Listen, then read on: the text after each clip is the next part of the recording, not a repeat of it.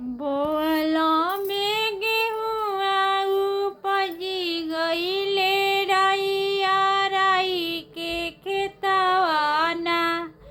बोअला में गेहुआ उपजी गइले रइया राई के खेतियाना।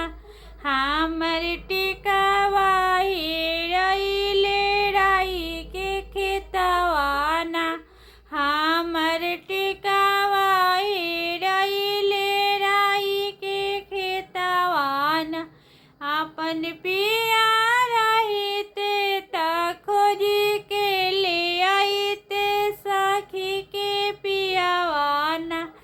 कइले पथला के छतियार सखी के पियावाना। बोअला मेरा गेहुआ उपजी गइले राई राई के खेतवाना। हमर झुमका भुलइले राई के खेतवाना। हमर नथिया भुलइले राई के खेतवाना। अपन पिया रहिते त खोजी के ले आइते सखी के पियावाना।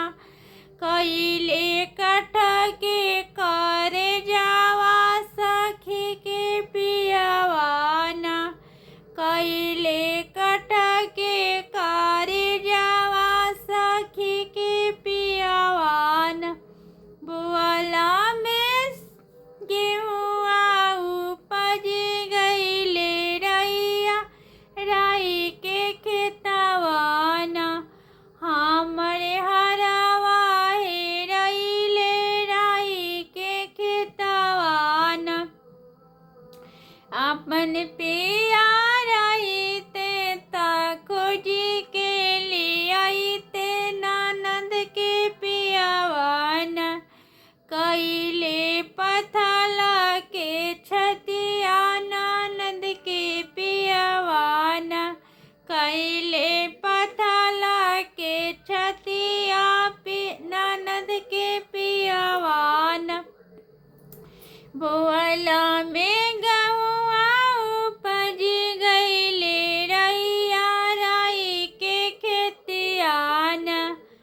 बोअला में गेहुआ उपजी गइले रइया राई के खेतिवाना। हमर कंगना भुलइले राई के खेतवाना। हमर कंगना भुलइले राई के खेतवाना। अपन पिया रहिते त खोजी के ले आइते ननदोसियाना। कइले पथला